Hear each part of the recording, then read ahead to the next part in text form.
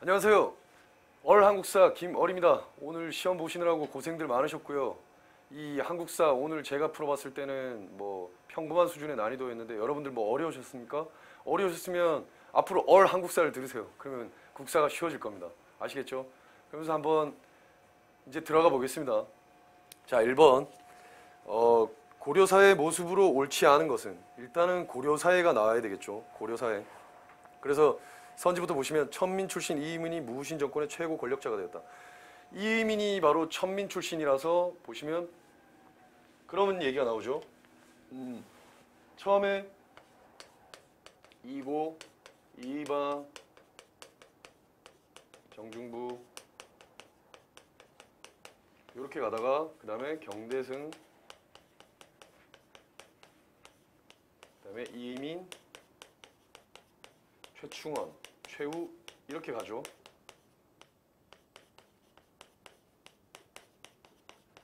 여기서 하극상의 시대예요. 이의방이 이고를 죽이고 정중부가 이의방을 죽이고 경대승이 정중부를 죽이고 경대승은 죽지 않으려고 노력했죠. 그래서 도방, 사병 집단인 도방을 강화했죠. 그리고 결국에 경대승은 죽지 않았고 최충원이 또 이의민을 죽이죠. 그러면서 또 최충원의 사료도 나오죠. 적신 이의민은 어쩌고저쩌고 사납고 흉폭하고 포악하기 이를 데 없는 놈입니다. 이렇게 나오죠. 그러면서 이의민이 바로 천민 출신이에요. 천민 출신인데 이때는 왕이 무신 때는 왕이 중요한 게 아니고 바로 이 무신들 자체가 중요하다 그랬죠. 이 무신들 중에서 이의민이 천민 출신이다 보니까 이때 난이 일어나는데 누가 일어나냐면 최충원의 사노비인 바로 만적이라는 사람이 만적이 노비였죠. 노비 출신인데 이렇게 말하죠. 공경장상에 씨가 따로 있느냐? 씨가 따로 있느냐? 그게 뭐냐면 아이 뭐 아무나 다 왕이 될 수 있고 아무나 다 재상이 될 수 있다는 거예요. 바로 누굴 보고? 이의민을 보고. 그리고 얘네가 하나씩 앞에 애들을 까는 걸 보면서 아 나도 나중에 왕이 될 수 있구나. 나도 나중에 재상이 될 수 있구나. 그런데 결국엔 이제 중간에 발각돼서 그런 꿈은 이제 허황되게 날아갔죠. 그런 모습 속에서 바로 이의민이 천민이었기 때문에 이 만적한테 뭔가 동기를 줬다. 그거 연상하시면 바로 천민 출신 이의민이 무신 정권의 최고 권력자가 됐던 걸 알 수 있고요. 그 다음에 이때는 외거 노비가 재산을 늘려 이번에 그 처지가 양인과 유사해질 수 있었다. 뭐 문제 여러 번 나왔는데 오히려 노비가 있었는데 이 남자 노비가 농사를 지어서 외거 노비는 뭘 할 수 있어요? 자기 주인이 준 경작지에다가 거기서 농사를 짓고 또한 이 자기 스스로 자기만의 땅을 가질 수가 있었죠. 거기서 나오는 소출은 자기께 되는 거야. 그래서 자기가 농사를 잘 짓는 사람들은 자기 나름대로 경제를 향상시킬 수 있었던 거죠. 그래서 그런 사람들은 주인보다 부를 더 많이 가질 수가 있었다. 그래서 어떤 사료에 문제에 나왔던 사료에서 뭐가 나왔었냐면 주인이 왕원지라는 주인이 이 노빈의 집에서 사는 모습이 나오죠. 그게 뭐냐면 반대로 원래 솔고노비들은 어떻게 돼요? 원래 주인집에서 사는 건데 반대로 이 외고노비 집에 가서 주인이 사는 거예요. 주인의 경제력이 예속된 거죠. 노비한테. 그럴 정도로 외고노비는 자기의 재산이나 이런 것들을 증식할 수 있었다. 그러니까 2번은 당연히 맞는 게 되고요. 한번 지방 향리의 자제가 과거를 통해 귀족이 되는 일단 핵심이 뭐예요? 중세와 고대, 중세, 근세, 근대를 나눌 때 중세, 근세, 근대를 나눌 때 제가 폐쇄적인가 개방적인가 이런 걸로 살펴볼 수 있다고 그랬죠. 폐쇄, 개방. 여기 다 폐개 이렇게 한다면 생각해 보시면 고대는 폐쇄적인 사회예요. 단지 개방적인 사회가 될 수 없었던 거예요. 왜? 자기 아버지가 귀족이면 나는 평생 귀족인 거고 자기 아버지가 천민이면 내가 신분을 올라가고 싶어도 올라갈 수가 없었던데 이 근대 때는 이게 반대가 되죠. 개방적인 사회만 존재하고 폐쇄적인 모습이 보이지 않는 거. 왜? 법제적으로 신분제가 철폐됐기 때문에. 근데 중세와 근세에서는 어떻다 그랬어요? 여기서는 폐쇄 쪽으로 좀 기우는 거고 이때는 개방 쪽으로. 이 개방을 나타내주는 그 제도가 바로 뭐라 그랬습니까? 바로 과거제가 되겠죠. 여러 개가 있지만 폐쇄를 나타내는 게 신분제도 있지만 또 그 신분제에 종속되는 바로 음서제가 있겠죠.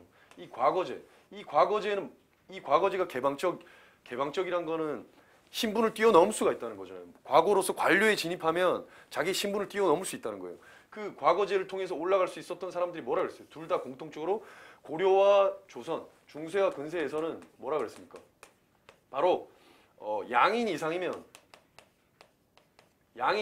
다 과거를 통해서 시험을 볼 수 있다 그랬죠. 과거 시험을. 그게 바로 지방향리의 자제가 과거를 통해 귀족이 대열에 지방향리의 자제들은 아무래도 귀족까지는 아직 아니란 말이에요. 소호족이야. 호족들이 고려를 건국했는데 지방향리의 자제들은 소호족들인데 이들이 나중에 관료가 돼서 나중에 문벌 귀족화가 될 수 있다는 그 얘기를 하고 있는 거고요. 일단 양이 이상이면 과거제를 볼 수 있다는 거기서부터 기초화시키고 고려 때부터 이제 개방적인 사회가 조금씩 싹트기 시작했다. 그런 의미로 보시면 될 것 같고요.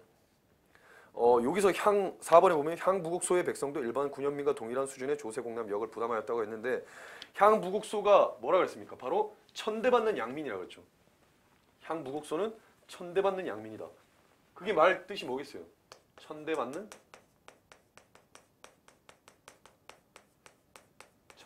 양민이다. 양민이긴 양민인데 천대를 받아. 뭐예요? 천민의 천자잖아요. 맞죠? 일반 양민들과 똑같이 대우를 받지 못하는 거야. 이들이 바로 향부곡소에 사는 사람들인데 향부곡은 농업에 종사했고요. 소는 수공업에 종사했는데 얘들이 왜 차별을 받았냐면 한번 반란을 일으켰던 지역의 사람들이나 또는 다른 나라에서 귀향해 온 사람들 얘네들을 양민이랑 똑같이 해놓으면 또 반란을 일으킬 가능성이 높다. 이런 부분들 때문에 얘네가 차별을 받은 거죠. 그래서 천대받는 양민이라고 하는 거고 얘네는 다른 데보다 세금을 훨씬 더 많이 부과를 했고요. 과거 응시도 좀 제한이 됐고 그리고 타 지역으로 이주가 가능하지 않았어요.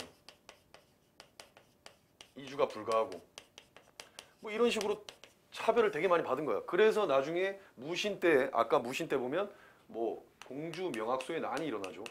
공주 명학소의 난이란 말이에요. 소. 그러면서 요 난을 일으킨 게 망이망소인데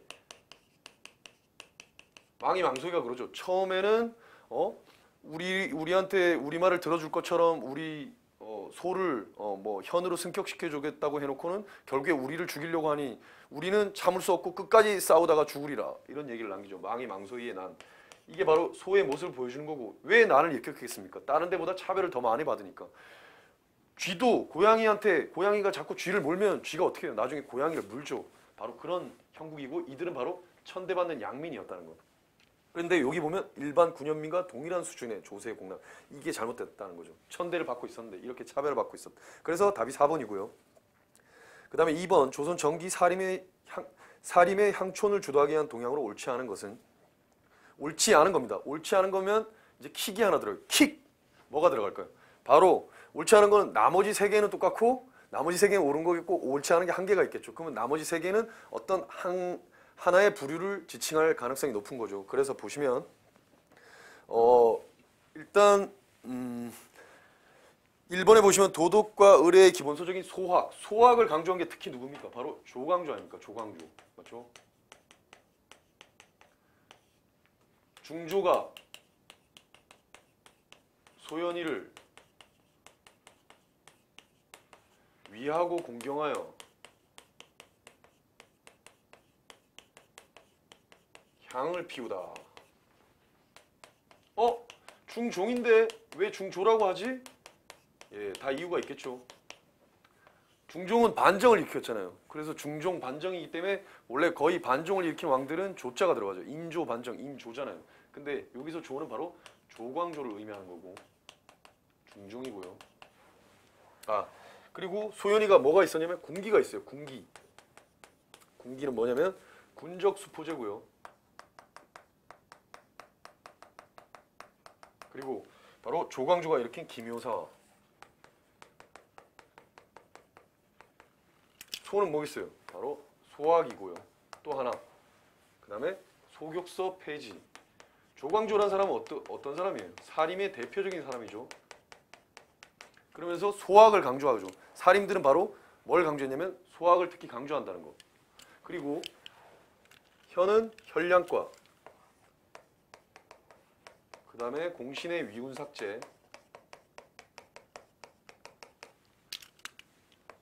공납제의 폐단을 시정하고,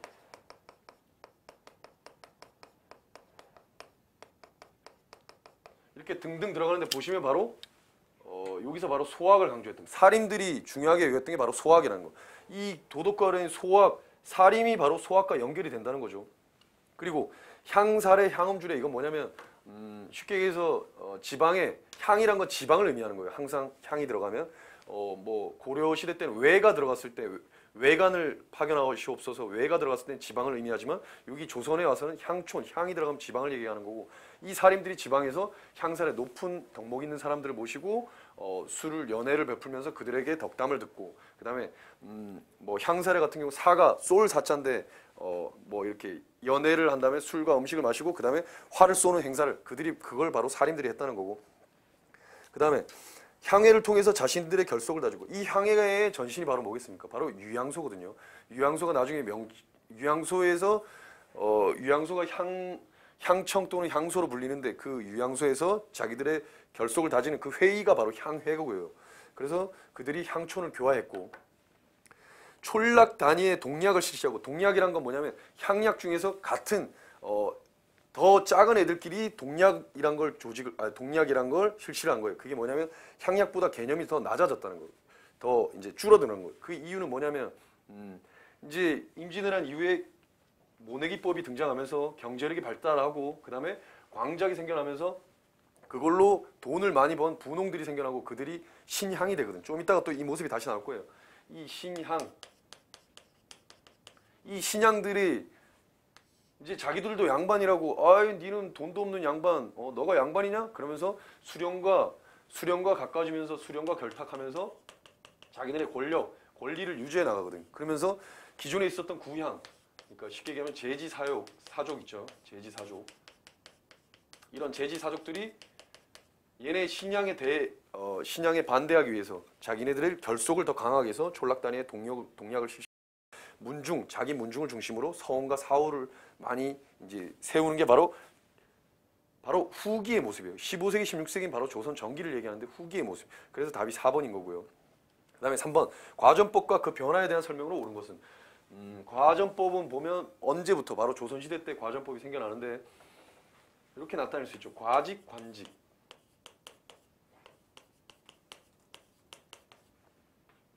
과전법, 직전법, 관수강급제, 직전법 폐지로 가는데,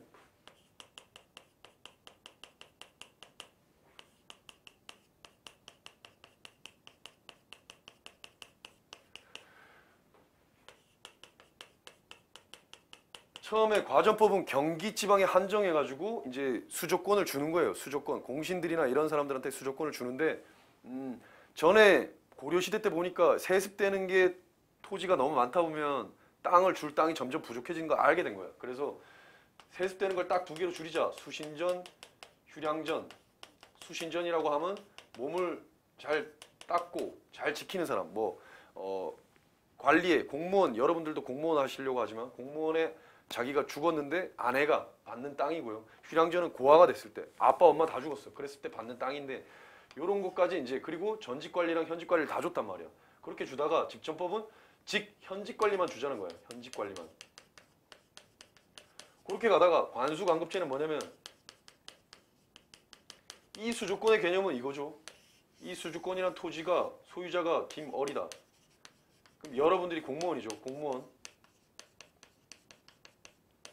공무원에게 월급을 줘야 되는데, 왕이 월급을 줘야 되는데, 나라에서 월급을 줘야 되는데 공무원한테 다이렉트로 주는 게 아니라 이 김어리 원래 10분의 1의 조세를 내야 되니까 세금으로, 그걸 네가 대신 받아라. 얘가 10분의 1을 받는 거죠. 10분의 1을. 이게 바로 수조권의 개념인데, 이 수조권이 이제 현직관리 과전법에서 직전법으로 흘러갔다가 요 관수관급제에서는 어떻게 이렇게 하다 보니까 폐단이 많아지는 거야. 공무원이 마치 자기 땅처럼 10분의 1을 받아야 되는데 5분의 1을 받고 2분의 1을 받고, 고려 하대 때 보면 그런 모습들이 많이 보이죠. 권문세족들이 대토지를 겸병하고 이런 모습들. 그리고 조선 초에도 나중에 훈급파들이 그런 대토지를 겸병하는 모습들이 나오죠. 그러면서 그렇게 해서는 안 되겠다. 성종 때 관수강급제라는 걸 하는데 뭐냐면 관청이 있는 거예요. 관청이 중간에 개입을 하는 거예요. 여기 관청이 중간에 개입을 해서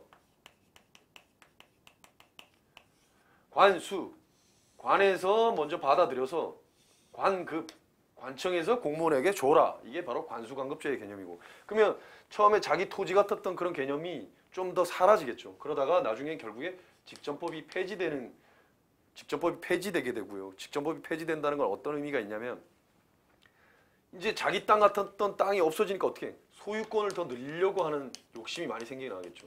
소유권을 늘리려고 하는 자기 소유권. 그러면 자기 땅을 많이 사게 되는 거야.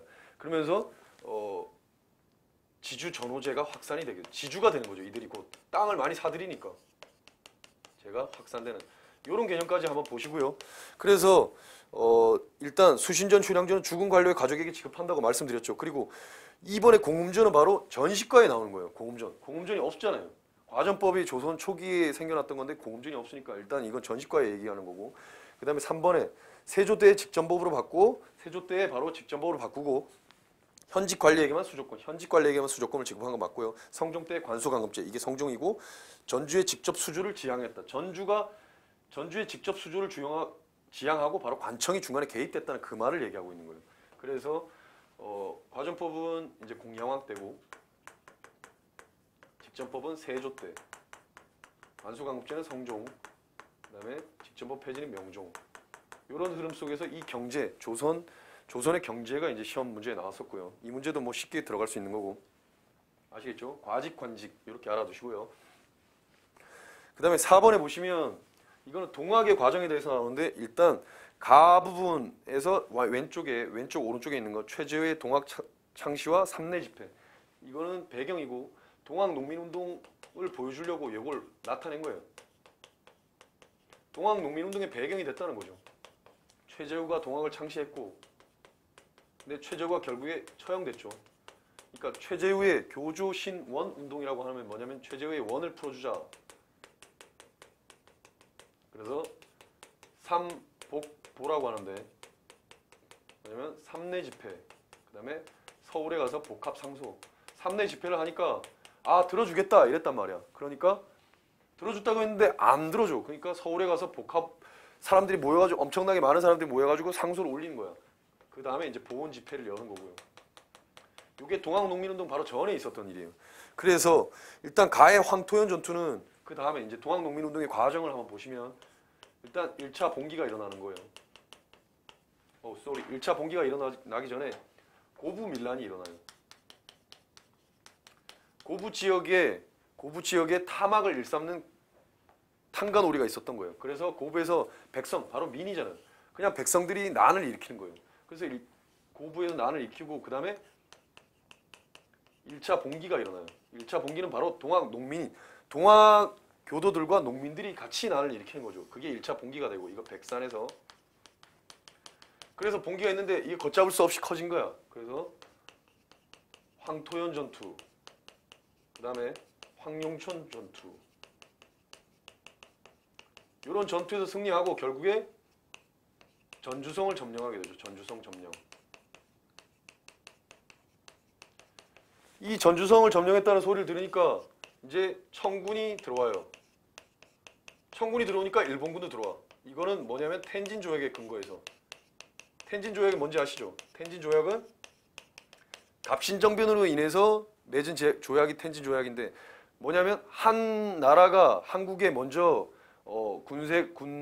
군대가 오면 다른 나라도 따라서 올 수 있다는 거고, 그리고 한 나라가 철수하면 다른 나라도 따라서 철수해야 된다는 그 공동 철수, 공동 주둔 이런 건데, 이 조약에 의해서 청군이 오니까 일본군도 오게 돼요. 그렇게 오게 되고, 그 다음에 이 청일군 있어 보니까 어떻게 돼? 얘네한테 우리 백성이 반란을 일으켰지만 죽을 수는 없잖아. 그래서 전주에서 화약을 맺게 돼. 화해를 했다는 거죠. 화해의 약속이라는 거예요. 화약. 전주 화약을 체결하게 돼. 전주 화약을 체결하면서 뭐라 그러냐면, 그래 대신 우리도 왜 노조가 협상할 때 보시죠. 우리가 자체적으로 우리가 개혁을 할 테니까 너네 나라 우리 정부도 자체적으로 개혁을 해라. 그래서 우리는 직강소란 걸 설치할 테니까 너네도 뭘 설치해라. 그래서 정부에서 교정청을 설치하고, 그렇게 해서 잘 흘러가고 있었죠. 그런데 이 일본군이 어떻게 하냐면 일본군이 경복궁을 점령해 버린 거야. 경복궁을 점령을 딱 해보니까 그 소문이 들려올 거 아니에요. 아, 우리 잘 개혁하고 있는데 이제 동학농민군이 참을 수가 없는 거야. 그리고 경복궁을 점령하고 청일 전쟁을 일으켜요. 청일 전쟁을 일으키고 그 청일 전쟁을 일으킨 가운데 제1차 갑오개혁을 하고요.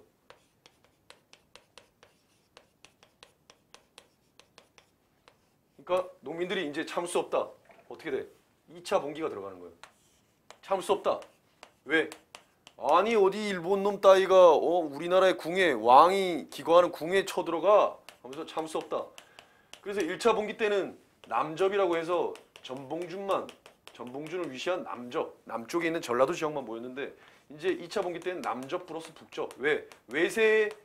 외세가 개입한 데에 대한 불만이 표출된 거죠. 그래서 2차 봉기가 일어나고 결국에 이들이 공주 우금치 전투에서 결국에 다 패하게 되는 거예요. 일본군에 의해서 죽게 되는 거죠. 이런 일련의 과정들, 고부밀란에서 1차 봉기, 2차 봉기 이런 일련의 과정들을 물어보고 있는 거고요. 그래서 죄송합니다. 일단 가에서는 황토현 전투는 어디 나와야 되겠어요?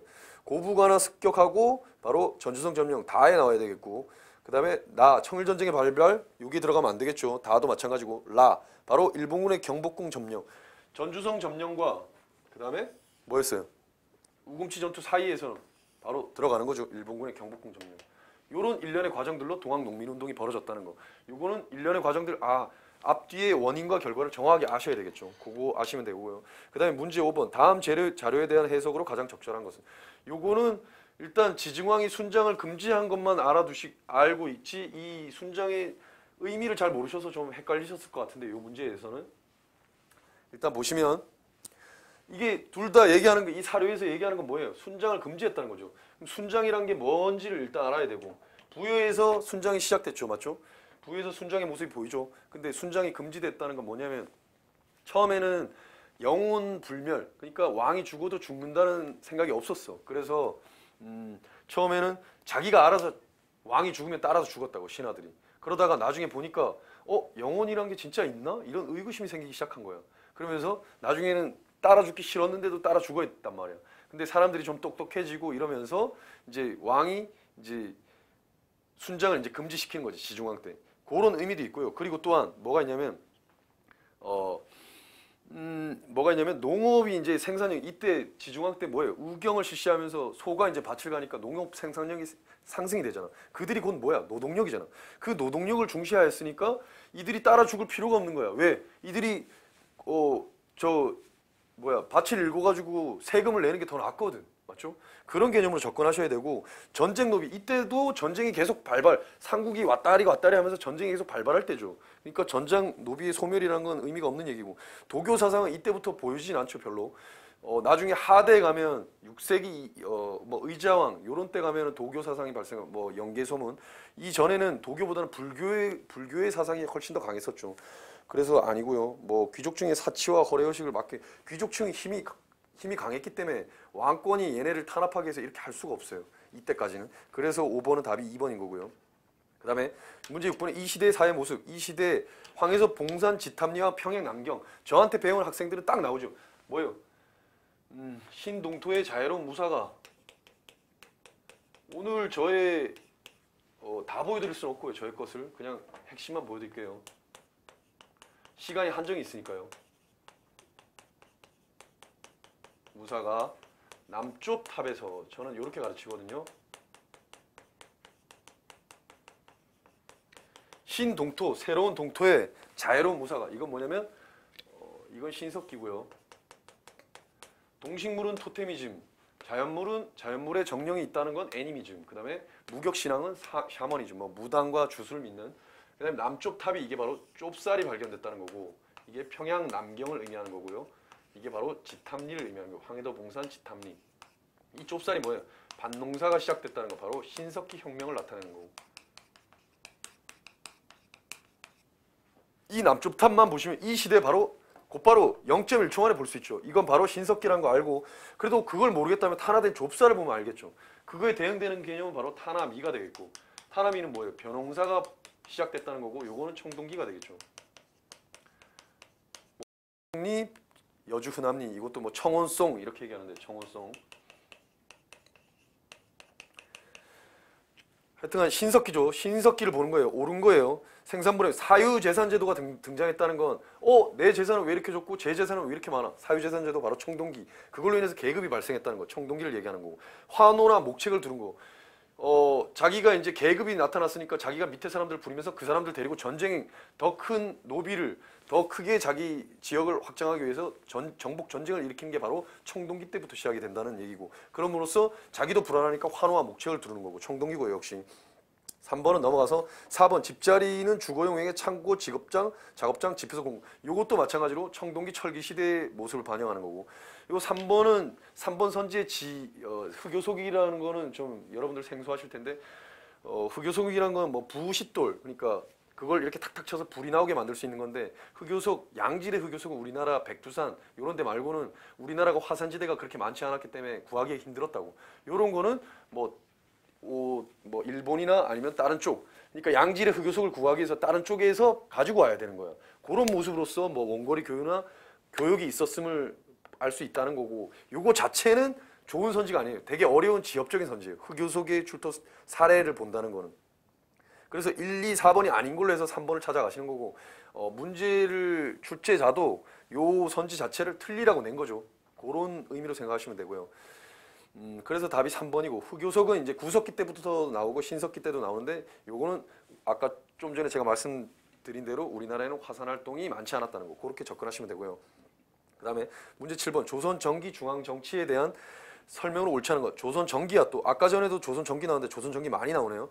일단 붕당은 정치적 이념과 학문적 경향, 정치적 이념과 학문적 경향이란 건 정치적 이념으로 해서 동인 서인으로 갈라지죠. 학문적 경향이란 건 주기론, 주리론으로 볼 수 있고 영남학파, 기호학파. 영남학파는 뭐 이황을 위시하는 간단하게 보여드리면 동인 서인에서 여기 대표되는 게 이황, 뭐 조식, 서경덕 선생도 있지만 여기 대표되는 게 이. 그 다음에 얘네 학문적 경향 뭐예요? 영남 지방이고 영남학파, 기호 지방, 기호학파. 요거고요. 그 다음에 그래서 1번은 맞고 2번 3사는 권력의 독점과 부정을 방지하는 3사. 고려의 3사와 조선의 3사가 차이가 나죠. 고려의 3사는 뭐죠? 화폐 출납과 곡식 회계를 담당하는 별로 시리한 저는 시리하다는 말을 많이 쓰는데 허접하다는 그런 데에 비해서 조선의 3사는 왕권을 견제하는 역할을 했던 뭐예요? 사헌부 사관원 홍문관이 되겠죠. 사헌부 사관원 홍문관 뭐라고 나와 있어요? 권력의 독점과 부정을 방지하는데 뭐 얘네 둘이 무슨 서경, 간쟁, 봉박의 이런 역할들을 했죠. 잘못된 왕명을 되돌려 보내고 그리고 사헌부 관리의 비리를 감찰했죠. 사관원 왕한테 쓴소리를 하는 거고 홍문관 왕의 경연 뭐 그다음에 세자의 서연 이런 것들을 했다는 거죠. 그래서 권력의 독점과 부정을 방지하는 데 기여한 게 맞고 그다음에 사로 갈등이 격화되면서 전국이 급격하게 전환되는 황국정치. 여기서는 아까 황국정치만 알면 되는데 뭐예요? 황국정치는 언제부터 시작되는 거예요? 경신왕국부터 시작이 되는 거죠. 뭐 노래로 불러보면 아는데 무각기을 이동서 정남북의 중 바로 숙종 때부터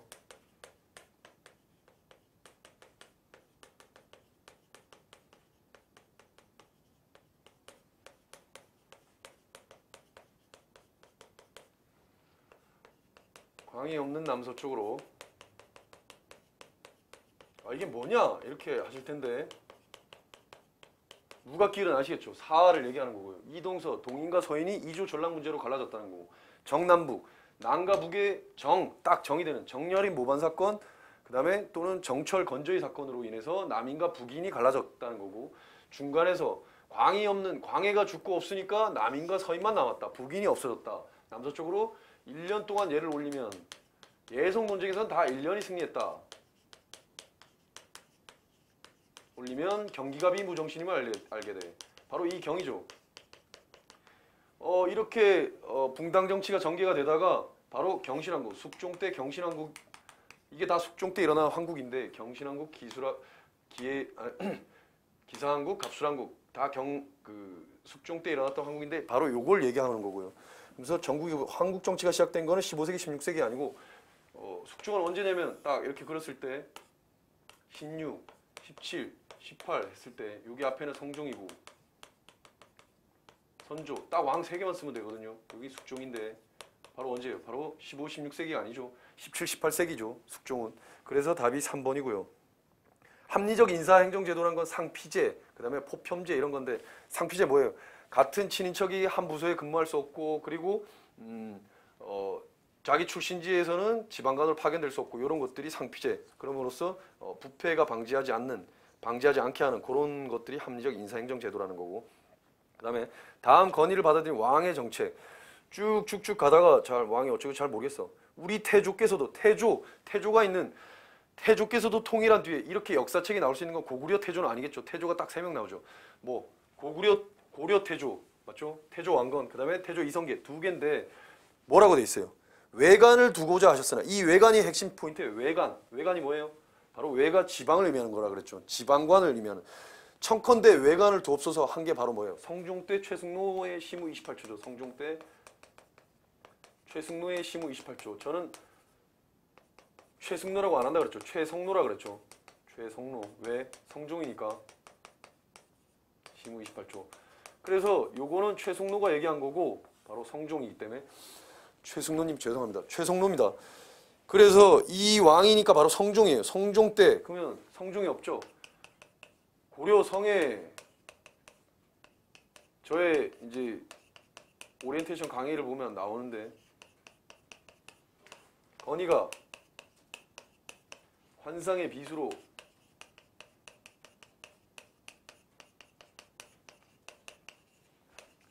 국문학 박사 12목을 따고 향을 피우다.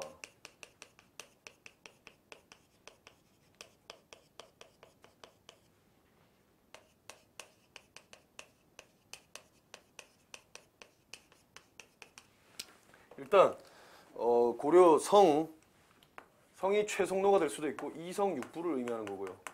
고려 성종을 의미하는 거고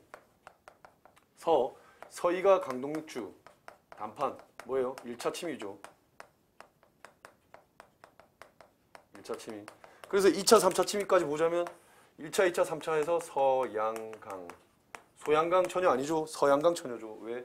서희의 강동육주. 양규 2차 때 양규가 활약한 거고 3차 때 강감찬 장군의 귀주대첩이 일어났고 건의는 제 아들 이름이 건인데 건의는 건원중보 최초의 화폐인 건원중보가 성종 때 나온 거고 환상의 미수는 바로 노비안건법에 대응되는 노비환천법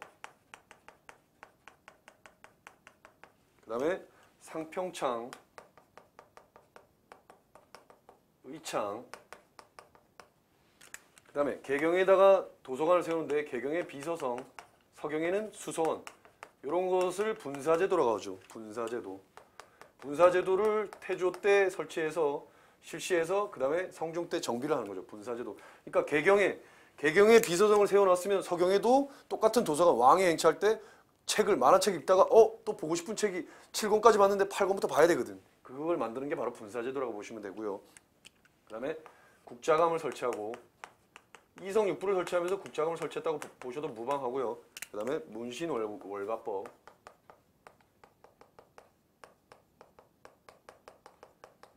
바로 여기 나오는 경학박사, 의학박사를 지방에 파견하는 경학박사, 의학박사를 지방에 파견한다는 거. 여기 딱 나오죠. 그 다음에 12목 최초의 지방관 이 최초의 지방관을 12목을 설치하면서 최초 지방관 바로 외관을 두소서 이렇게 하는 거예요. 외관 이 지방관인가요? 외관 그리고 향이 바로 향리제도고요. 향리제도 호족을 향리제도로 편입시킨 거죠. 이게 바로 고려 성종의 업적이고 이 성종의 업적만 딱 알고 있으면 성의 서쪽에서 환상의 비수 번쩍번쩍하는 비수를 가지고 건의가 제 아들이 국문학 박사 12명의 목을 따는 거예요. 그러니까 미안하니까 향을 피우는 거예요. 미안해 향을 피우는 거예요. 그래서 서경촌도 추진하는 거 정종 서경에서 광군사들이 정종을 마신다. 말씀드렸죠. 서경에서 광군사들이. 그래서 정종의 업적은 딱 서경촌도 했으나 실패했고, 그 다음에 시도했으나 실패했고, 그 다음에 광군사, 거란의 침입에 대비하기 위해서 광군사, 그 다음에 오도 양계 지방제도, 성종 때 이런 중앙관제를 마련했다면 성종, 현종 때는 바로 지방제도로 완비한 거, 현종 때고요. 바로 3번이 답이고, 그 다음에 유교 인연과는 별도로, 그리고 여기에 또 킥 하나 들어갈게요. 유교 인연과는 별도로, 이건 약간의 순접이 아니고 역접이죠. 이런 역접인 건 거의 답이 될 가능성이 없어. 틀린 지문이에요. 유교 인연과는 별도로, 연등의 8간에는 거행하지 않았고요. 연등의 8간회를 축소 또는 폐지했고, 연등의 8간회를 이제 장려한 거는 훈요 10조에서 나오는 거고, 그렇게 보시면 되고, 9번에 신라승려, 신라승려래요. 일단 신라승려면 딱 둘이 떠올라야겠죠. 가장 유명한 뭐 일단은 스님들인데 제가 중이라고 해서 죄송하지만 신라의 중이 있어요. 신라 중 누구예요? 신라 중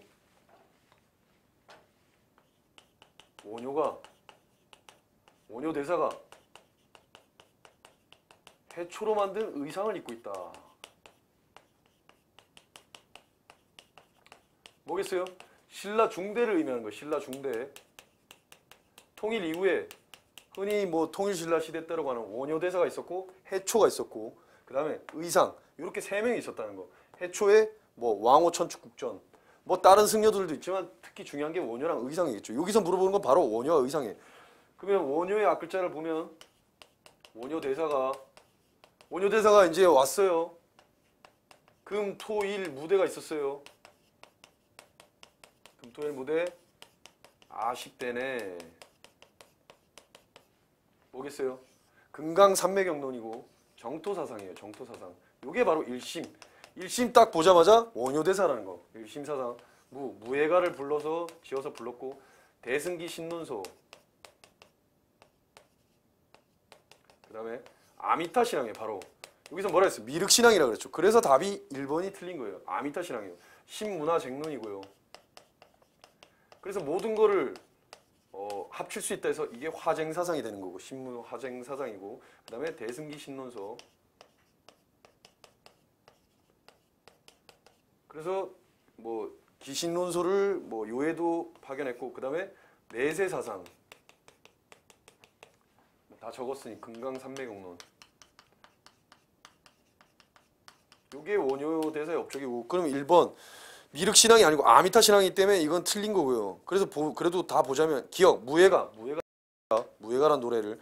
그 다음에 의상, 일단은 신라 중 원효 해초로 만든 의상, 이거 신라 중대 승려들이라는 거고, 왜냐하면 고려시대 진울, 해심, 요새 이런 사람들이랑 헷갈릴 수가 있으니까 여러분들이. 그 다음에 지엄한, 일단 의상이니까 의상실이 나와요. 지엄한 의상실에서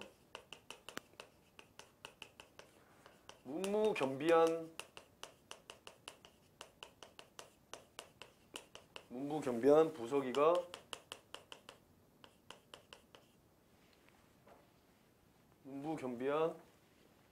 문부를 겸비했는데 얘가 딱 하나 단점이 있어. 관음증 걸린 부석이가 이제 지켜보는 거야.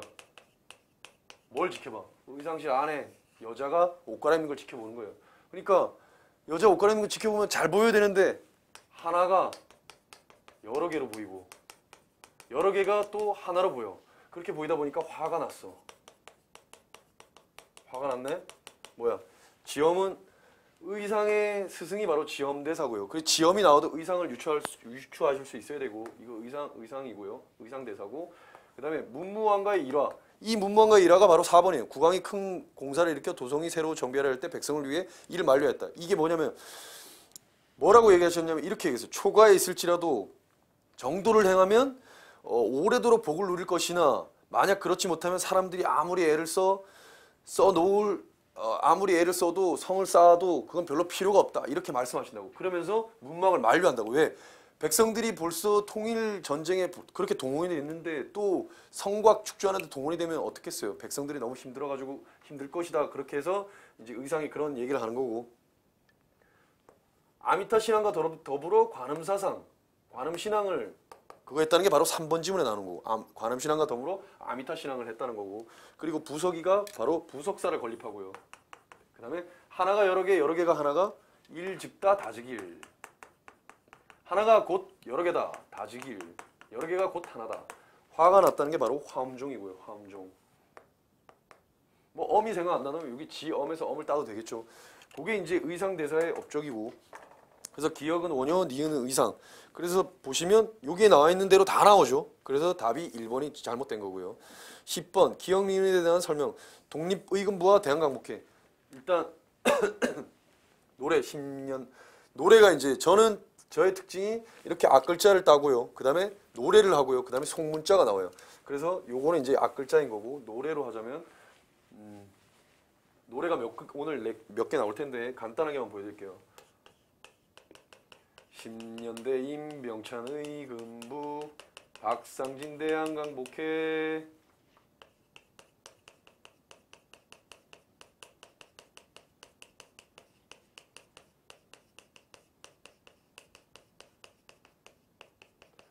요거 두 개만 부르면 되겠네요.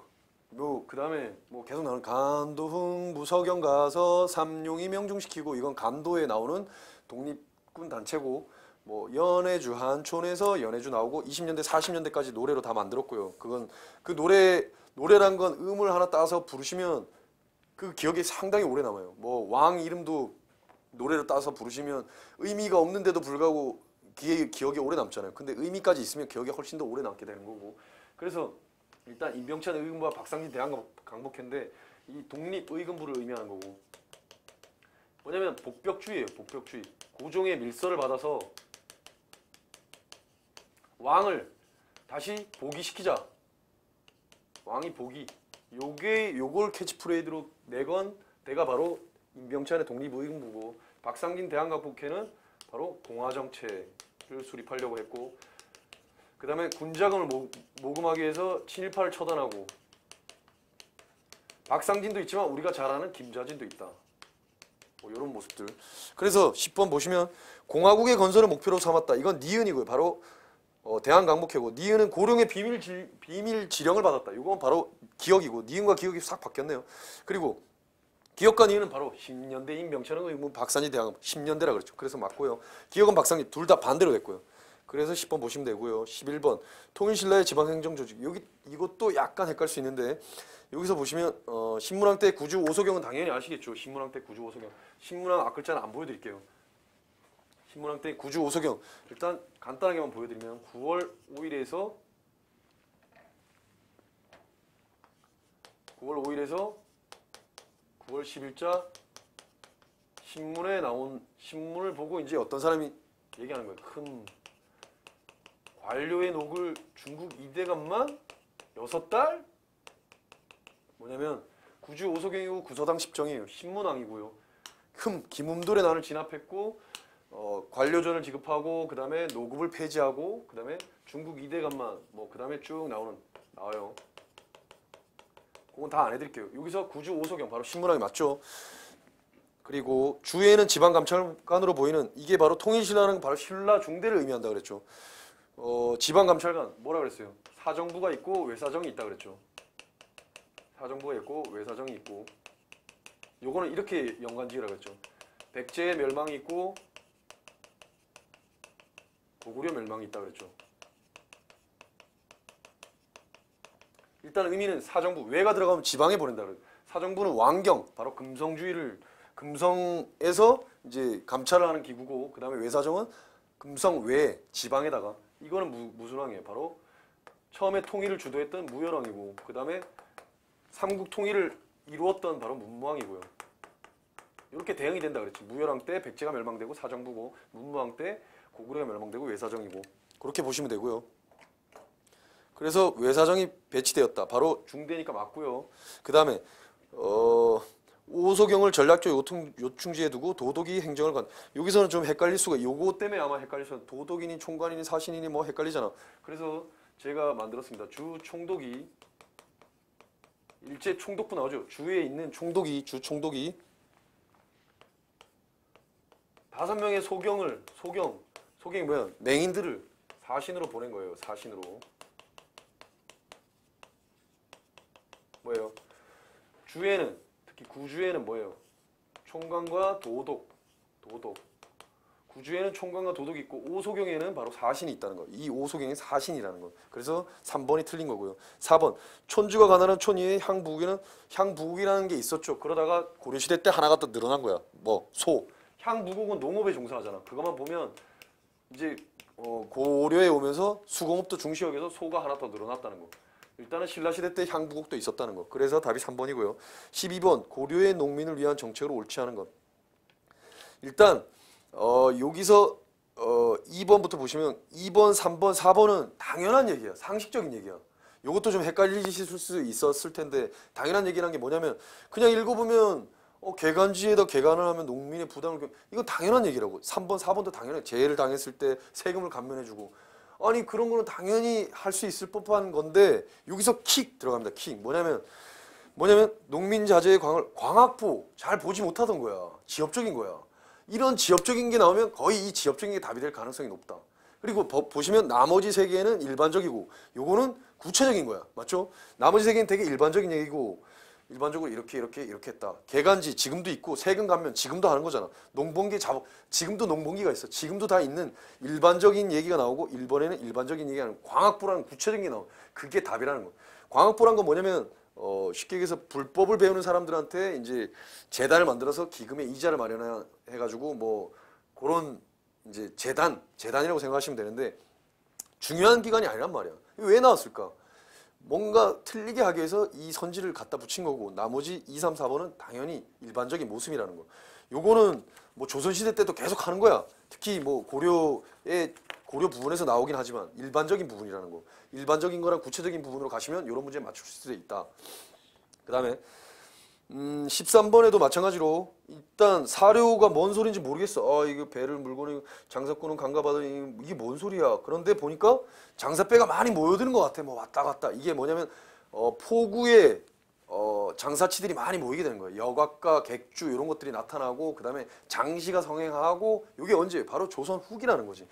그걸 모르겠으면 선지를 보시면 된다는 강경, 원산 등 상업 중심주의. 이게 바로 포구이기도 하고 여기에서 또 이제 시장이 이제 형성되는 거고 은진장이니 뭐 그런 시장이 형성되는 게 바로 강경과 원산이고 그다음에 선상은 선박을 이용한 강부.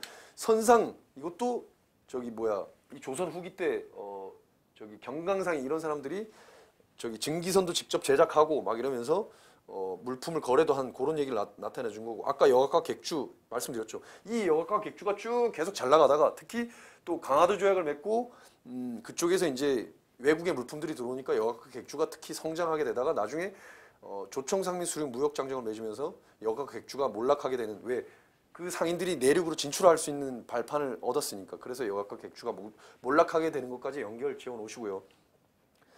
여기서 딱 보면 4번은 사만통보하면 뭐야? 숙종 때죠. 숙종. 고려 숙종 때 사만통보, 해동통보, 뭐 해동중보 이런 것들이 나오죠. 숙종 때를 얘기하고 있는 거예요. 나머지는 완전 동떨어진 거예요. 조선 전기도 아니고 조선 고려시대 때가 나온 거야. 그래서 답이 4번이 틀린 거고요. 14번에 대한국 국제. 일단 저는 연도를 중요시하게 여기지 않지만 대한국 국제 저의 속문자이면서 그거 하나 일단 말씀드리고 대한국 국제 더 잘 써야 되겠다. 휘갈려 쓰면 안 되겠어요. 자 여기서 자 마술이 벌어집니다. 마술. 자 샥 날려버려요. 샥 어떻게 돼요? 뭐만 남았죠? 9만 남았죠. 이거 왜 썼겠습니까 제가? 이거 왜 썼겠어요? 바로 1899년이라는 거예요. 1899년. 유치하게 생각하지 마세요. 1899년 절대 잊지 않아요. 대한구구제라고 하시면 돼요. 대한구구제 1899년에 이건 언제면 대한국 국제 거꾸로 하면 뭐예요? 대한제국 시절이에요. 대한제국. 대한제국 언제예요? 1897년부터 광무개혁 일어나면서 맞죠? 일단 독립협회가 1896년에 독립협회가 만들어지고 1898년까지 이 중간에 대한제국이 만들어진 거죠. 그래서 대한제국에서 독립협회를 또 해산시키기도 하죠.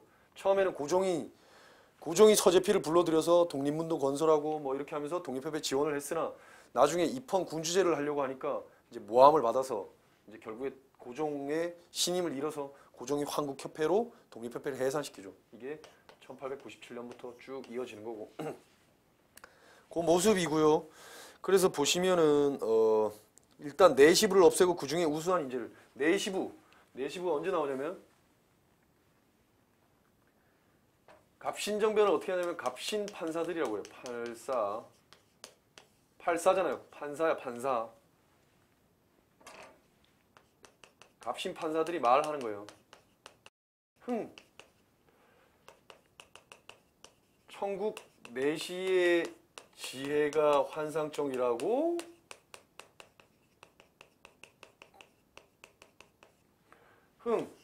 흥선대원군을 청에 잡혀간 흥선대원군을 다시 불러달라고 하는 거고 돌아오게 하라 하는 거고 그 다음에 천국의 조공의 허례를 폐지하고 내시부를 폐지하고 인재를 등용해라. 지조법을 개혁하고 그 다음에 해상공국을 격파하고 그 다음에 환상민, 각도의 환상민의 영구히 면제하고 호되게 벌받아야 되겠다. 이쪽에다 쓸까요? 호되게 벌받아야 되겠다. 호조의 일어나, 재정의 호조의 일어나. 그 다음에 문벌 폐지, 맞죠? 그게 흥천국의 내시 지혜가 환상적이라고. 천국 내시의 지혜가 어떻게 환상적이야? 네 호되게 벌받아야겠다. 갑신 판사들이 그렇게 얘기하는 거고. 내시부를 이게 갑신정면이고요. 그 다음에 조세와 경비 모두 탁지하문이 관하는 거. 요거는 제1차 가보개혁이에요. 제1차 가보개혁까지 말씀드리면 너무 길어지고요. 그 다음에 3번에 칙인가는 황제가 정부에 자문하여. 황제가 있다는 건 일단 대한제국식이라는 거예요. 대한제국식이는 맞는데 거기서 헷갈릴 수 있겠지. 그런데 정부에 자문하여 그 과반수예요. 과반수란 건 민주주의에 가까운 거지. 맞죠? 그 민주주의 개념을 가지고 온 게 바로 필립 제이슨, 바로 서재필이란 말이에요. 서재필. 독립협회. 이거 무슨 어디 나라 사람이에요? 미국 사람이죠. 미국인. 민주주의 의식. 이 과반수라는 걸 보고 이건 민주주의, 이건 독립협회구나. 이렇게 가시는 거고. 4번 대한국 대황제는 어쩌고저쩌고 선진과감이 재반주. 이거 황제가 전제군주제를 행사한다는 거예요. 전제군주제. 전제란 건 황제 마음대로 한다는 거지. 그래서 4번이 되겠고요. 그 다음에 15번에 가나식에 있었던 사실로 옳은 것은. 이것도 저의 노래를 부르면 되는데 앞에는 가동열 포광 중공모신 일단 좌트 이유남제 총정반여 반농육인 중고유 발포유 상사진. 여기서는 중고유 발포유 반농육인. 좀 이따가 또 나오는데 이 노래로 근현대사 문제는 이 노래로 다 맞출 수가 있어요.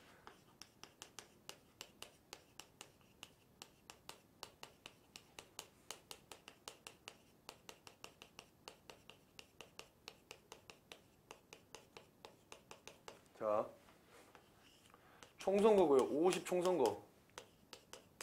정부 수립하는 거고. 그 다음에 반민족 행위처벌법.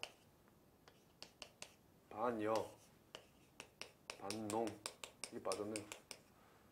행위처벌법. 그 다음에 여수 순천 반란 사건. 그 다음에 반민족 행위, 반민특위를 만들고 농지개혁을 시작하는 거고요. 그 다음에 6.25 전쟁이 발발하는 거예요. 6.25. 그래서 농지개혁이 다 제대로 이루어지지 않죠. 그죠? 6.25. 그 다음에 이게 바로 인천 상륙작전. 계속 밀리다가 서울도 북이 먹었단 말이야. 근데 인천에 상륙작전하면서 다시 우리가 이제 막 부산까지 쫓겨나가는데 다시 올라가는 거예요. 인천 상륙작전으로. 여기서 보시면 서울 수복이라 그랬잖아. 서울을 누가 수복하는 거야? 우리 유엔군이 수복하는 거야. 바로 인천 상륙작전 이후에 이루어지는 거겠죠. 그래서 6.25 전쟁 발발과 서울 수복 사이에 인이 들어가는 거고요. 그 다음에 서울 수복한 다음에 다시 중공군이 서울 수복하고 북으로 계속 올라가다가 이제 원래 우리나라의 영토까지 다 올라갔어. 근데 다시 중공군이 개입을 해서 소련이 중공군을 개입시켜서 중공군이 개입을 하면서 다시 밀려 내려오는 거죠. 그래서 현재 38도선이 확보가 된 거지. 그게 바로 중공군 개입이 되는 거고. 그리고 우리 육군이 거창에 있는 양민을 학살하는 사건이 일어나. 거창 양민 학살. 소련이 휴전을 제의하고요. 아 이렇게 계속 끌고 왔다가 뭐 이도저 너네나 나나 둘 다 피해야. 그래서 휴전을 제의하고 이때 발췌견이라는 걸 한다고. 이승만 부산 정치파동 저기 부산에 있는 국회의원들을 한 군데다 몰아놓고 강제로 이제 발췌견이라는 걸 해. 자기가 또 대통령이 되기 위해서. 포로 석방. 방공포로를 이승만이 자기 마음대로 석방을 해. 방공포로라는 건 뭐 나중에 강의를 들으시면 아시겠고요. 그 다음에 휴전 협정이 조인이 되는 거. 한미 상호 박인이 조약이고요. 4.4.5의 개헌이고 제네바 협약이고 제네바 협정이고. 그래서 보면 가에는 인이 들어가는 거고요. 가에는 인이 들어가는 거고. 그다음에 나에는 중거휴 발포까지 여기까지 나에 들어가는 거고. 그래서 보시면 가에서 인. 그래서 답이 1번이고요. 그냥 나오죠. 중국군의 참전으로 인해 한국군은 서울에서 후퇴하게 됐다. 이거는 뭐예요? 6.25 전쟁 발효 중국 그건 서울수복 다음이겠고요. 나야겠고요. 중 맞죠? 그다음에 에치스 선언이라는 건 뭐냐면 에치슨이라는 미 국무장관이 뭐라 그랬냐면 우리는 태평양 방위선을 이제 한국을 제외를 시킨 거야. 그러니까 북한은 뭐라고 생각했냐면 아 우리가 쳐도 미국이 한국을 안 도와주겠구나. 왜? 방위선에서 한국을 뺐으니까. 그래서 북이 이제 6.25 전쟁을 일으키는 계기가 되는 게 에치스 선언이에요. 사실 그렇게 중요한 건 아니고. 그리고 유엔 안전보장 이사회에서 유엔군 파병이 결정된 거는 바로 6.25 전쟁 발발과 서울 수복 그 사이겠죠. 그래야지만 인천 상륙작전이 감행될 수 있는 거 아니야. 인천 상륙작전도 전이겠죠. 그래서 답이 1번인 거고요. 그 다음에 16번에 다음 두 사건이 일어난 사실의 이유. 뭐예요? 이 다음 두 사건 고종의 강제퇴위. 고종 강제퇴위하고 그 다음에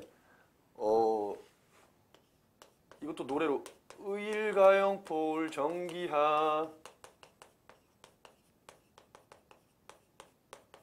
제가 아는 학생들이 이렇게 딱딱 저한테 배운 학생들은 이렇게 딱 떼서도 노래 중에 떼서도 부를 수가 있어요. 재병호 신강미 이거 생일 축하곡인데 이게 바로 정미칠조약이고요. 이게 바로 을사조약인데 다시 한번 불러드릴까요? 의일가영 포울정 동방중갑 사무라독대 의일가영 포울정기합. 요건 바로 일제가 한국 국권을 피탈하는 과정이고 이게 을사조약이고 이게 정미칠조약인데 여기서 보시면 고종의 강제퇴위는 그 전에 일어났어요. 여기 고종 강제퇴위. 그리고 일제한 군대 해산, 정미칠조약 때 군대 해산이 일어나고 그래서 이때 뭐가 정미의병이 일어나죠. 근데 정미의병이 가장 강했어. 왜?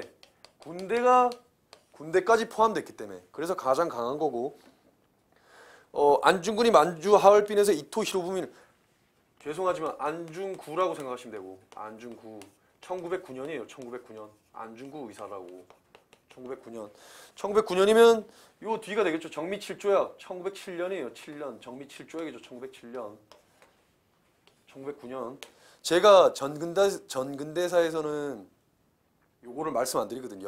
연도가 중요하지 않아요. 앞뒤의 사건의 배경과 그리고 원인과 결과만 잘 알면 그거 할 수 있는데 근현대사에서는 그런 이런 연도도 중요하기 때문에 제가 연도를 말씀드리는 거고 민영환이 일제에 대한 저항을 강력하게 표현한 대부분의 가장 강력하게 뭔가 자결하고 이런 건 다 을사조약 이후에 민영환 자결하고 그 다음에 장지현의 시리아 방성되고 다 이때예요. 을사조약 이후에. 그래서 답이 기억 리을이 되는 거고 그 다음에 이인영을 총대장하는 13도 연합 의장부 창의제 서울 진공작전이 바로 군대에서는 정미의병의 과정 속에서 서울 진공작전이 일어난 거고 이 서울 진공작전이 일어났는데 결국에 실패하죠. 왜? 특히 부대장인 이인영이 부친이 갑자기 돌아가신 거야. 그래서 3년상을 치르러 나는 가야 되겠다. 그러면서 대장이 갑자기 없어지죠. 그래서 결국에 와야 돼요. 참 어처구니 없죠. 하여튼 그래서 끝나는 게 그렇고 그리고 여기서 또 킥! 만약에 기억 리을이 나오면 기억 리을이 80% 이상은 답이다.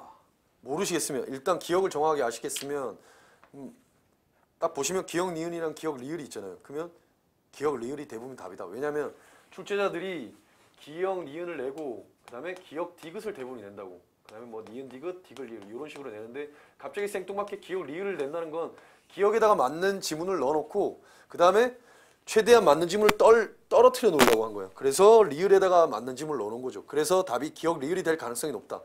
하지만 20%는 여러분들의 몫이야. 틀릴 수도 있어요. 기역 리을이 아닐 수도 있어요. 하지만 모르겠으면 혹시라도 모르겠으면 기역 리을로 찍으셔라. 그렇게 말씀드리고 싶고요. 그 다음에 우리나라 농서 농가 집성 저는 이렇게 말씀드리죠. 농가 효 집성이라 그러죠. 농가 효 집성 농가 효 집성 효 집성 뭐 바로 효종 때고요. 효종. 그리고 농가 신속하게 해라. 신속이에요. 신속하게. 처음에는 농사직설이야. 이건 정기고 농사를 직접 짓는 새 총통이 하면서 농사를 직접 짓는 세종이고요. 총통이 총통 등록이에요. 농사를 직접 짓는 새 총통이 이건 세종 때고 그다음에 이거는 정초란 게 1월이잖아. 정초가 먼저 나오고 그다음에 신속이야. 알았죠? 정초가 먼저 나오고 신속. 이건 정초고. 그래서 농가 효집성 고려말 이함 아니라고. 고려말에 들어온 건 농상집요예요. 농상집요. 집요한 사람은 딱 둘이라 그랬죠. 원나라 사람들이랑 원나라 이함이랑 원나라 사람 아니죠. 이함이 우리나라 사람인데 원나라에서 들여온 거야. 그 다음에 또 누가 있다 그랬어? 이가 있다 그랬죠. 딱 두 자죠. 이함 이 뭐예요? 성학집요죠. 성학집요.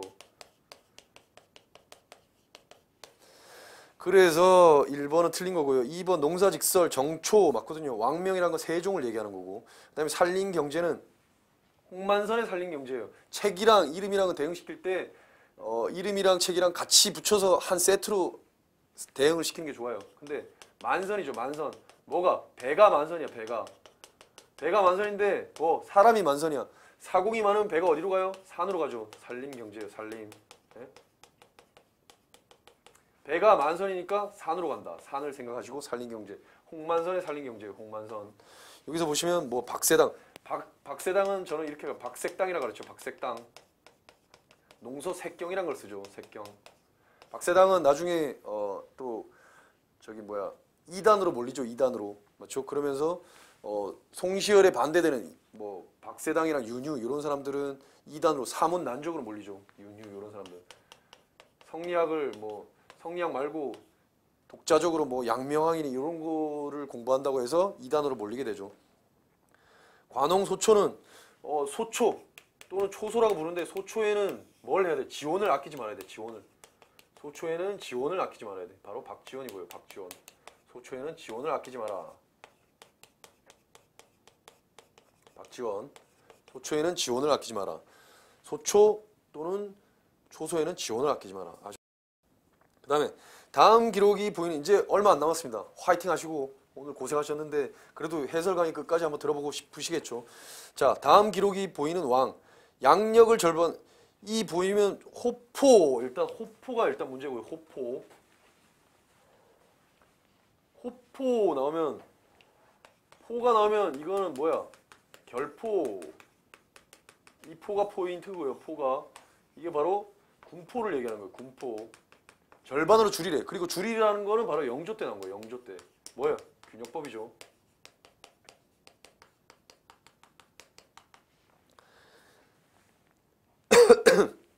한 필로 줄인 영균이라고 그랬죠. 광대 인형 속 영균이.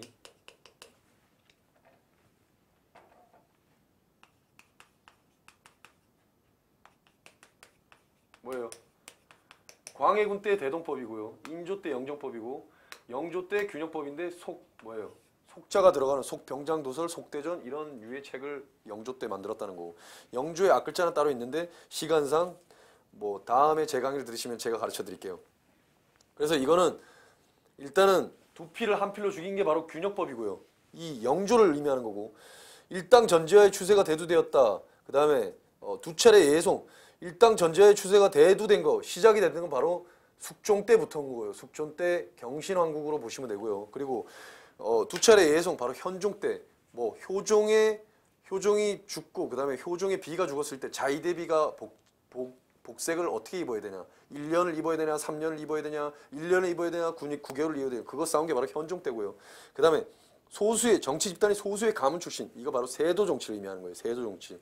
그러면 19세기 이후가 되는 거고, 붕당을 없애자는 노래에 관련 탕평 정국을, 바로 탕평 정국을 운영한 거. 영조는 무슨 탕평? 완론 탕평이고요. 완론 탕평. 그리고 탕평 B를 건립하죠. 정조는 줄론 탕평. 적극적인 탕평이고 적극적이지 않은 탕평인데 이응 똑같이 들어가고 지읒 똑같이 들어가죠. 그거 한번 알아두시고. 그래서 이건 영조고요. 영조 때는 답이 4번인 거고.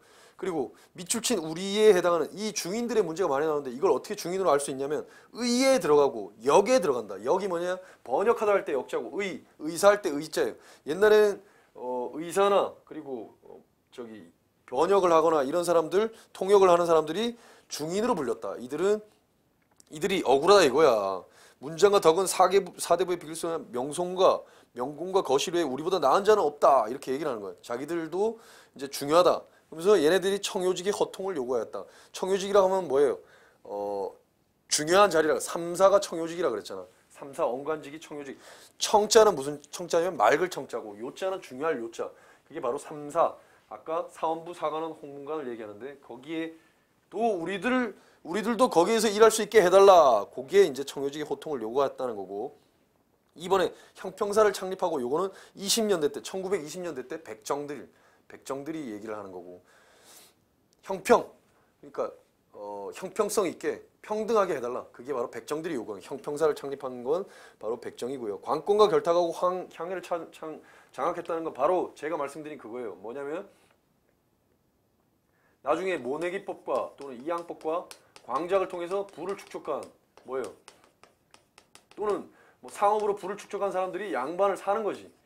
그들이 양반이 됐을 때 그들을 뭐냐면 신향이라고 하고 이들은 누구와 결탁했냐면 바로 수령과 결탁을 해서 이 마을 유양소 거기를 쭈무르는 거야. 바로 향회를 장악하고 이들이.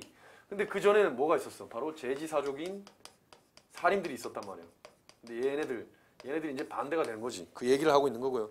그건 바로 신향을 얘기하는 분홍의 신향을 얘기하는 거고 유양서를 복립하여 향리를 감찰하고 향촌사의 풍속 이게 뭐 제지사족들이 그렇게 했다는 거지. 제지사족들이 그 얘기고요. 그래서 답이 1번인 거고 20번에 가라는 광복을 정음해 요것도 노래로 불러보면 되는데 일단 여기서 핵심 포인트가 나와 라가 중요한 거예요. 나라가. 근데 독립촉성중앙협의회는 별로 중요한 협의회가 아닌데 이건 광복 이후에 만들어졌거든. 아까 그 노래에서 이거 똑같은 노래에서 지금 두 문제 나왔는데 가동열 포광 중공 모신 일단 좌트 이유 남제 종종 반여 반농류 아까 나왔죠. 여기서 이게 광복을 의미하는 거고 카이로 회담 그 다음에 건국 동맹 그 다음에 얄타 회담 포츠담 회담 그 다음에 건국준비위원회 건국동맹이 건국준비위원회가 되고요. 광복 이후에 그 다음에 인민공화국을 만들죠. 인민공화국 조선인민공화국 조선민주주의 인민공화국이 아니고 조선인민공화국 다 주도 세력이 여운형이고요. 그 다음에 모스크바 삼상회의고 이걸로 인해서 찬탁 반탁이 일어나고 그러면서 모스크바 삼상회의에 대한 걸 어떻게 할지 결정하기 위해서 1차 미소공의 2차 미소공의가 있는 거고 좌우 합작위원회고 뭐 이런 것들로 구성이 되는데 보시면 대한민국 임시정부라는 건 아직 광복이 되지 않았다는 거죠. 맞죠? 그 대한민국 임시정부가 그 전이라는 거고 그 다음에 일단은 제헌국에서 대한민국 헌법이 공포됐대. 좀 더 써야 되고 좌트 이유남제 총정 반영 바로 총선거가 이루어지고 정부 수립한 다음에 정부 수립이 언제 8월 15일이죠. 그 다음에 나중에 헌법이 제정 공포되는 거고 그래서 여기 보시면 뭐가 있어요? 좌우합작위원회, 좌우칠원칙, 좌우합작위원회, 어디 있어요? 맞죠? 그 다음에 삼천반 동포에게 의구함. 이건 남북 협상인데 남북 협상 올라가기 전에 저거 저렇게 읊조리고 가신 거죠. 김구 선생이 바로 남이고요. 그 다음에 조선건국준비위원회 준 여기고요. 그 다음에 유엔총에서 유엔 감시와의 인구 총선거 인구 요게 바로 유고요. 유엔 소총이 결의하고 나중에 이거 한 게 바로 유고. 그래서 보시면 좌랑 유랑 남이 모여 있죠. 준 여기 떨어져 있죠. 만약에 독립촉성중앙협의회가 언젠지 모르셔도 요렇게 세 개가 붙어 있는 걸로 봐서 요거는 동떨어져 있으니까 요게 답일 거라고 유추하시면 맞고요. 만약에 그렇게 안 해도 독립촉성중앙협의회는 1945년 10월에 했거든. 광복 이후야. 광복 언제 8월 15일이잖아. 그 이후에 한 거야. 아시겠죠? 그래서 그 전에 한 거기 때문에 답이 3번이 되는 거고. 뭐 오늘 이렇게 강의가 끝났는데요. 해설 강의가. 빠르게 하느라고 이게 해드릴 건 너무 많은데 제 강의가 아닌 이상 너무 싹 다 해드릴 수는 없고요. 제가 해드릴 수 있는 거 뭐 맛배기 보여드릴 수 있는 거 아니면 다 보여드릴 수 있는 건 다 보여드린 것 같고요. 그리고 저의 강의 방식은 노래 그리고 앞글자 속문자 이런 방식을 적용하시면 여기 근현대사 문제에서도 노래로서 엄청 많이 맞추실 수 있고요. 그 다음에 정근대사에서 앞글자나 속문자로서 많이 맞추실 수 있거든요. 그러니까 관심이 있으신 분들은 저의 강의를 들어주시고요. 고생하셨습니다. 정말 오늘 시험 보시느라고. 저도 지금 강의하느라고 고생했지만 여러분들 훨씬 더 정말 고생 많이 하셨어요. 이제 나중에 국가직도 준비하시는 분들 있지만 지방직도 준비하시는 분들 많을 거예요. 더 여기서 파이팅 하셔가지고 지방직까지 열심히 아주 부지런히 열심히 파이팅 하시기 바랍니다. 그럼 수고하셨습니다.